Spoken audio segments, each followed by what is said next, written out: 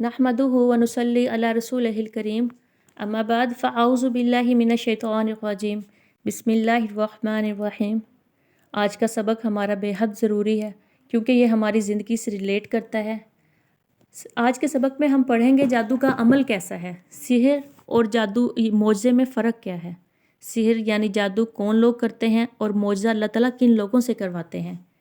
इसके अलावा जादू का हमारी शरीयत के मुताबिक क्या हुक्म है, अहकाम शरिया क्या है, इसके बारे में अल्लाह ताला हम सब को दीन के मुताबिक, कुरान पाक के मुताबिक अपनी ज़िंदगी को गुजारने की अक्ल फ़हम अता फ़रमाए, आमीन। सबक को शुरू करते हैं सूरह बकरा की आयत नंबर 101 से। वलम्मा, और जब जाअहुम, उनके पास आ पहुँचे, रसूल मिन इंदिल्लाह, अल्लाह की तरफ से, मुसद्दिकुन, जो तस्दीक करते हैं, लिमा, उस चीज़ की, माअहुम, जो उनके पास है, जो तस्दीक करने वाले हैं इस किताब की जो उनके पास है। नबज़ा फ़रीकुन, तो फेंक दिया एक जमात ने, मिनल्लज़ीना, उनमें से, ऊतुल किताबा, जिनको किताब दी गई थी, किताब अल्लाह, अल्लाह की किताब को, वरा, पीछे, ज़ुहूरिहिम, अपनी पीठ के, कि किताब अल्लाह को अपनी पीठ के पीछे, का अन्नहुम ला यालमून, गोया कि वो जानते ही नहीं। इस आयत में ख़ास अहद शिकनी का अल्लाह ज़िक्र फरमाते हैं जिसमें आप सल्लल्लाहु अलैहि वसल्लम पर ईमान ना लाने का ज़िक्र किया।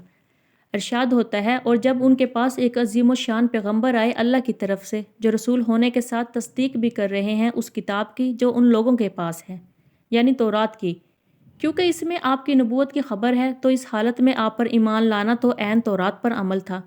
जिसको वो भी किताबुल्लाह जानते हैं। मगर बावजूद इसके उन अहले किताब में एक फ़रीक ने ख़ुद इस किताबुल्लाह ही को इस तरह पस से पुश्त डाल दिया जैसे उनको तो इस किताबुल्लाह होने का गोया इल्म ही नहीं। वत्तबाउ, और पैरवी की, माततलु शयातीनु, जो शैतान पढ़ते थे, माततलु, जो पढ़ते थे, शयातीनु, शैतान, अला, पर, मुल्क सुलेमाना, सुलेमान अलैहिस्सलाम के मुल्क बादशाहत, यानी सुलेमान अलैहिस्सलाम की बादशाहत के वक़्त, वमा कफ़र सुलेमानु, और सुलेमान अलैहिस्सलाम ने इनकार नहीं किया, वलकिन शयातीना, लेकिन शैतानों ने कुफ़र किया, युअल्लिमून अन्नासा, कि वो सिखाते थे लोगों को सिहरा, जादू। अच्छा, जब हज़रत सुलेमान अलैहिस्सलाम की बादशाहत थी तो उस वक्त जादू का बहुत चर्चा था, इसलिए अल्लाह ताला ने ये आयतें उस वक्त नाजिल की ताकि बताया जाए कि जादू क्या होता है, या अल्लाह ने जो अपने अम्बिया के साथ मौजे भेजे उनमें और जादू में क्या फ़र्क होता है, क्योंकि कम अक्ल लोग मौजे और जादू में फ़र्क ही नहीं कर पाते थे। वामा उनजिला, और जो कुछ उतरा, अलल मालाकैनी, फ़रिश्तों पर, मालाकैनी जमा है फ़रिश्तों की, तो मालाकैनी यानी दो फ़रिश्तों, बी बाबिला, बाबल शहर पर, हारूता व मारूता,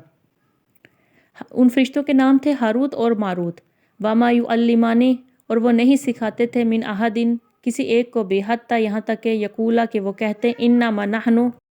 और नहीं सिखाते थे वो जादू दोनों फ़रिश्ते, यहाँ तक कि वो कह देते, इन्नमा नहनु, के हम तो हैं, फितनतुन, एक आज़माइश, फ़ला तकफुर, सो तुम कुफ़र मत करना। फ़यतअल्लमूना, फिर इनसे सीखते, मिनहुमा, इन दोनों से, मा युफ़र्रिकूना,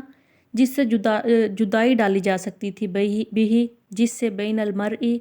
मर्द के दरमियान, व ज़ौजिही, और उसकी औरत के दरमियान, यानी मियाँ बीवी के दरमियान जिससे जुदाई डाली जाती थी, वो कलमात सीखते। व मा हुम बिज़ारिना, और इससे वो नुकसान नहीं कर सकते थे, बिही, इससे, मिन अहादिन, किसी एक का भी, इल्ला बिज़निल्लाहि, मगर अल्लाह के हुक्म से। वयतअल्लमूना, और वो सीखते हैं, मा यज़र्रुहुम, जो चीज़ नुकसान दे, वला यनफ़उहुम, जो फ़ायदा न दे, वलकद, और तहकीक, अलिमु, जान चुके, लामनिश्तराहु, के जिसको उन्होंने अख्तियार किया, मालहू, उसका नहीं है, फिल आखिरात, आखरत में, मिन खला, कुछ भी हिस्सा, और खूब जान चुके कि जिसने अख्तियार किया जादू को, मालहू यानी हु ज़मीर जादू की तरफ, कि जादू को जिसने अख्तियार किया उसका आखरत में कुछ हिस्सा नहीं। वलबिसा, और बहुत ही बुरी चीज़ है, माशरू, जिसके बदले बेचा, बिही अनफुसहुम, उन्होंने अपनी जान को, लौकानु यालमून, अगर उनको समझ होती, वलो अन्नहुम, और अगर वो, आमनु, ईमान लाते, वत्तकू, और तकवा अख्तियार करते, लमसूबतुन, तो बदला पाते, मिन इंदिल्लाहि, अल्लाह के पास, खैरुन, बेहतर, लौकानु यालमून, अगर उनको समझ होती। अच्छा, ये बेवकूफ़ लोग उस वक़्त के जो हज़रत सुलेमान अलैहिस्सलाम की तरफ जादू की निस्बत करते थे, वो यहूदी थे, इसलिए अल्लाह ताला ने दरमियान आयत में हज़रत सुलेमान अलैहिस्सलाम की बरात भी ज़ाहिर फरमा दी। इन आयतों से यहूदियों की बुराई करना मकसूद है क्योंकि उनमें जादू का चर्चा था, اور یہودی سب باتوں کے جاننے کے باوجود چونکہ عمل علم کے خلاف کرتے تھے اور تدبر سے کام نہ لیتے تھے، اس لیے اول تو ان کے جاننے کی خبر دی اور پھر آخر میں یہ کہہ دیا کہ اللہ تعالیٰ نے ان کی جاننے کی خبر دی کہ وہ جانتے ہیں، لیکن پھر آخر میں یہ کہا کہ اس کی نفی بھی کر دی کہ کاش ان کو علم و عقل ہوتی، کیونکہ جس علم پر عمل اور تدبر نہ ہو وہ جاہل کی ہی مانند ہوتا ہے۔ اچھا، اللہ تعالیٰ نے اپنے جادو اور اپنے انبیاء کے درمیان، انبیاء کے ساتھ جو معجزے دیے تھے ان میں فرق کرنے کے لیے 2 فرشتوں کو بھیجا۔ حالانکہ یہ کام اللہ تعالیٰ انبیاء سے بھی کروا سکتے تھے، لیکن انبیاء اور جادوگروں میں اللہ نے فرق کرنا تھا۔ مطلب انبیاء کے ساتھ معجزے تھے اور جو جادو کرتے تھے ان کے جادو میں اور معجزے میں اللہ نے فرق کرنا تھا، تو یہ 2 فریق تھے۔ اب ان کے درمیان جب فرق کرنا تھا تو اللہ نے تیسری چیز کو بھیجا، یعنی تیسرے فرشتوں کو بھیجا۔ ایک تو یہ وجہ تھی فرشتوں کو بھیجنے کی، اور دوسری وجہ یہ تھی کہ اللہ تعالیٰ نے یہ مناسب نہ سمجھا کہ وہ اپنے انبیاء سے کوئی ایسا کام کروائیں، کیونکہ جادو کو اللہ تعالیٰ فرما رہے ہیں کہ یہ کفر ہے۔ حالانکہ کفر کی نقل اگر ہم کر کے کسی کو بتاتے ہیں کہ یہ بات غلط ہے تو یہ کفر کرنے کے معنوں میں نہیں آتی،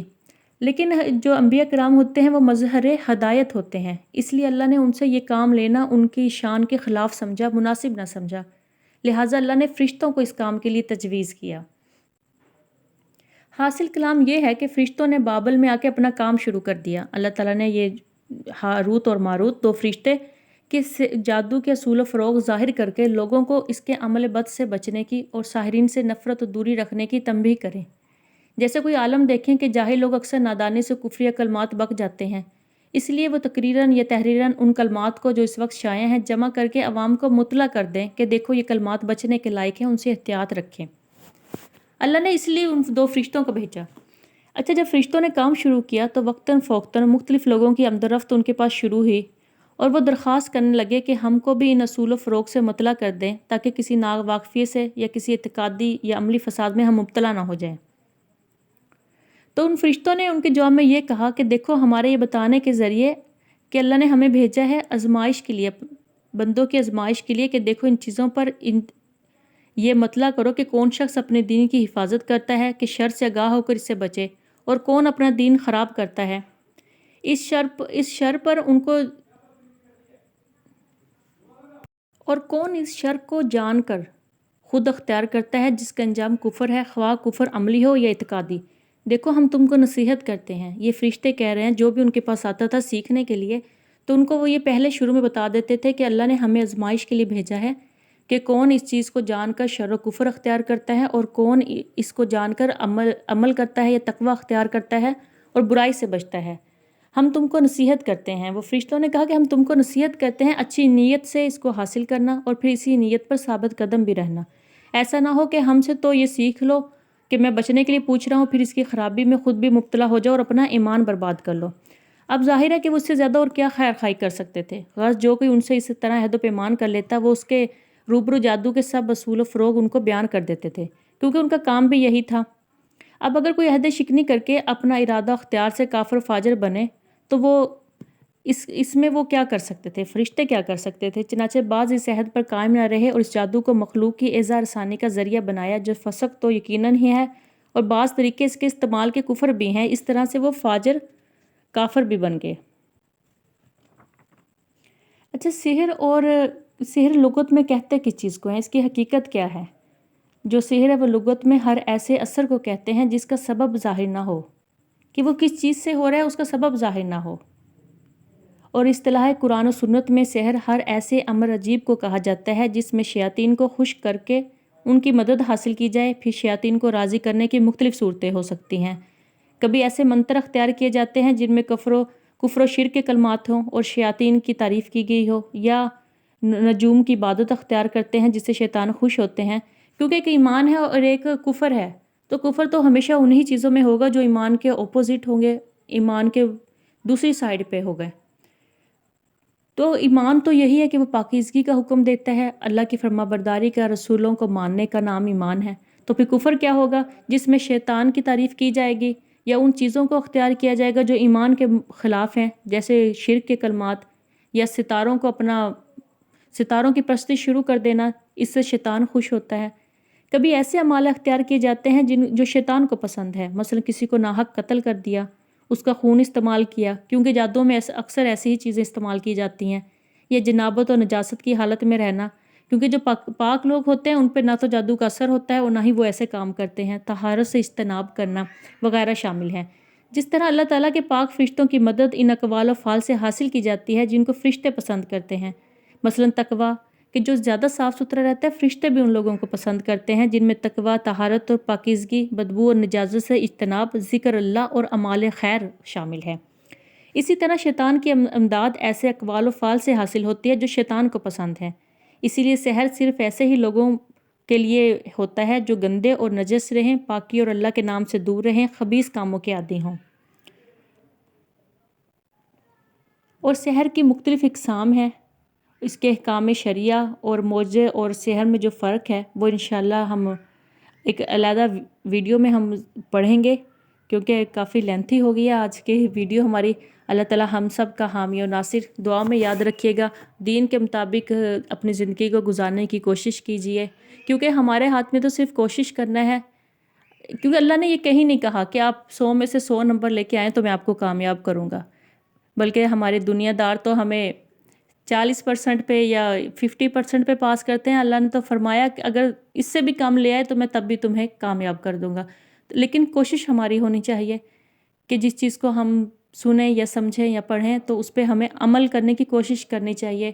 آگے اللہ تعالیٰ بہت رحمان الرحیم ہے، غفور ہے۔ اللہ ہم سب کا حامی و ناصر، دعا میں یاد رکھیے گا۔ اللہ حافظ۔